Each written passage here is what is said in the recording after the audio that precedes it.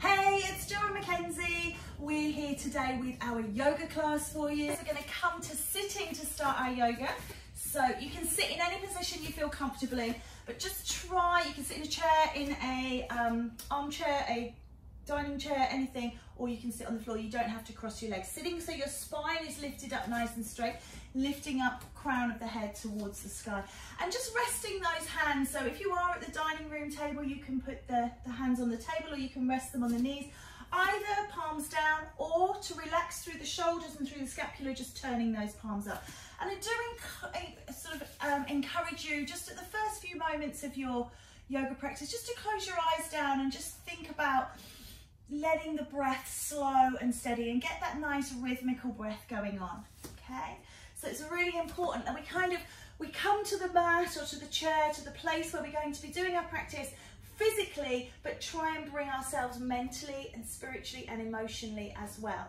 So once we've done that, we're going to just take a little seated side stretch. So bring your hand down to the floor and lifting up through the other arm, lifting up. So if you're following at home, this is right hand down, left hand up, lift up through and then taking a stretch over. So you're finding a stretch all the way down the side of the body and then changing, breathe in, lengthen up and changing sides. Beautiful, well done, nice. And then I just want you to keep that going, just going side to side. Do it once more each side, taking it over, coming up through the left here, reaching towards the sky, and try not to drop everything down and collapse this. Really reach up as if you're trying to touch the corner of the room. Changing sides for me, please, one more time. Beautifully done, lovely. Okay, we're going to come over onto all fours. So if you can turn yourself onto all fours. So, yeah, that's great, thank you. And just allow yourself to think about lengthening your spine. So just looking at a nice, really long spine here. Lifting up through the back, coming into cat arch. Let that head drop down. Really stretch, beautiful stretch here across and down. And then coming into that cow pose. Dropping down through, lifting the head up, sticking the bottom away. Beautiful. Lifting the chin. And then just keep that going. Now, just keep going for me, Mackenzie, please. If you find, oh, I can't do that, I cannot put weight through my wrists, I cannot kneel, you can do this, you can do it standing, or you can do it sitting, okay? So there is always a way to be able to make things accessible. This is really beautiful. And notice the speed. Mackenzie's speed here is absolutely beautiful. She is working with her breath. Now your breath might be slightly different and you might be going at a different speed, and that's absolutely fine. So just finding your natural rhythm, really good. Can you keep that going? Can we do one more in each direction? Really lovely. Good. Excellent. Beautiful. Find a neutral spine for me. We're going to come up into down dog, Adho Mukha Svanasana. So just tuck your toes under, lovely. We're going to lift the hips up towards the sky, so push back, lovely. Releasing off through here, nice line. Spread your fingers nice and wide. Make a little hole here as if you're making suction pads on the floor. Letting your head hang down. Take a little pedal, Mackenzie, if you want to here. Just lengthening off through those legs. And notice how she's never jamming her knees back. She's never straightening those legs so that they're so straight that she's stretching out too much. There's always a nice gentle bend. She's also got a beautiful spread here. Head is hanging down. So you're lifting through the highest point here. Can you just come out into your arms a little bit? What happens a lot is people do this, okay? So it's more of a kind of plank type pose, and there's a lot of weight through the arms here. So we need to push this back, really aiming, nice bend here. Thighs are where we're aiming to put our chest. It's not going to get there, but that's where we're going. And then you can just hold here, drive the heels towards the ground. If you find that your heels are very high, come up onto your toes like this. What I want you to do is take your feet wider. So they should be around about hip width, but what we're going to do is we're going to take them wider, and then you will see that they come more down towards the ground. Different schools of thought here. Some people feel that their heels should be on the ground. That closes off the stretch. So I always like there to be a little gap, so you've always got that stretch happening. Bring your feet back into hip width for me. Arms, hands, shoulder width, feet hip width. And then just pushing them towards the ground, but not actually onto it. Okay, beautiful. Let's take a plank now. So this is our down dog. This is our plank variation. So this is looking, just take your feet back a little bit for me. Lovely, and drop down a little bit more. That's it, just through, that's it. So you can see her heels are way pushed back. She's not rolling forwards. Can you roll forwards? That's it. Rolling forwards onto her toes. She's pushing back here, really pushing back. And she is separating, good, separating through the shoulders here. Her neck was always in line. She was never dropping her head down. So lift that back up. She's come onto her knees here now and her hips are very high. So if you want to do a 3/4 plank, we're going to push through. Lovely. And hold in 3/4 plank here. Release your toes for me when you're down on your knees. This is our 3/4 plank. If this is still a little bit too strong for you, then bring those hips back up. Good. And hold a nice flat back here. And you can transition. So if you're looking to build your strength in plank, you can transition. So transitioning means holding here, maybe for a count of 3, and then pushing through and holding, hopefully for about a count of 3, or maybe more. When it becomes too much, you transition back. And eventually you build the strength up enough to hold it in plank for maybe a minute at a time. So we're going to move on now into child's pose. So we're going to come from this position here, sit right back, hips onto heels, arms, these are extended arms. You can take the arms back towards your feet. Show that one for me, thank you. Kenzie's head here is on the floor. You might find that you really struggle to get your head on the floor, so you can use something. I have a block here. Can I just put this underneath? Thank you. But you can put your hands underneath, you can put a cushion underneath, you can put the Encyclopedia Britannica underneath if that so works for you. There is another option on child's pose as well, and that is could you just sit up for me, Kenzie, please? Thank you. Opening the knees, so take the knees out nice and wide. She's kept her toes together at the back there, and then come on down again, beautiful. And again, really reaching out, beautiful spread at the upper back here. So if you do have any tightness here, particularly if you do work at a desk or work where you are in this very kyphotic position, this is really beautiful. Squeeze the shoulder blades together here. By placing the head on the floor, we believe this place here is called Ajna. That's our psychic center. You're connecting that to Mother Earth. So you're taking that energy from the earth and bringing it in to your third eye center, which enables you to really have some vision and some emphasis on what you kind of want and need from things. Okay, so we're going to come out of this, we're going to come to seated again, we're going to come to seated butterfly. So sitting yourself on your bottom, again thinking about if you need to pull out the butt cheeks, pulling them out, and sitting up nice and straight. Good, really beautiful. Sitting up nice and tall, shoulders over hips.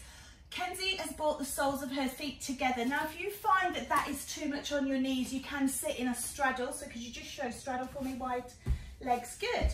So you can sit like this. Okay, so you're getting the same inner groin stretch. Back into butterfly for me, please. Beautiful. Lovely. And there's a common niggle, if you like, that happens here. And we are always told, you know, don't put weight through our joints. And that is true for many, many, many things. But in this position, we hold the ankles. Most people will make a grab for the toes. And when you start to do that, you pull your feet off the floor. Yeah, definite no-no. So when you hear, you can put your fingers underneath your ankles, and then you can maybe press your elbows into your knees, lengthen through the spine and start to lean forwards, and you'll really feel that groin stretch.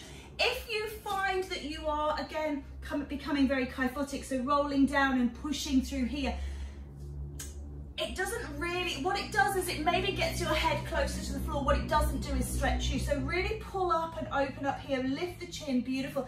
And lead with your heart, yeah? Let your heart guide you, so pressing through here. Really nice. Okay, we're gonna come into Lord of the Fishes next. So we're gonna straighten the legs out. I would say turn on your mat for me, please. Lovely. Okay, so we've got the legs extended out. This is Dandasana, seated staff pose. And again, pull out those sit bones, make sure that shoulders are over hips, nice and straight. Bend your right knee in towards you. Lovely, and that might be enough for some of you. You can hug that knee and sit up beautiful, nice and tall and straight. Cross that leg over the left one. And again, that might be enough for some of you. And you're looking to have, we classify the feet in terms of 3 points. Here is the calcaneum, and then you've got the heel bone, and then you've got the tarsal in the toe and the tarsal in the little toe. And you think about those 3 points as a triangle, pressing it into the floor. And then sit up nice and tall. Good. Lift up your left arm, reach it to the sky, and bring that arm on the outside of this leg. Take your right arm around and behind you, release off through this shoulder, let it go down. Beautiful. Take a breath here. Breathing out of it, lift up and change, release the leg, swap sides. So we need to do both sides on that one. So bend the left knee, take it in, that's it. Maybe step it across, reach the right arm up, take a twist out and then take the left arm round. Good. Now be careful when you lean into this back arm that you're not letting this shoulder really rise up, and that can happen. So make sure you're really using space, or don't even lean into that hand. You cannot use it. All right, well done. We're going to come to lying. Can we lie down? Beautiful. Supine spine twist. Nice and flat.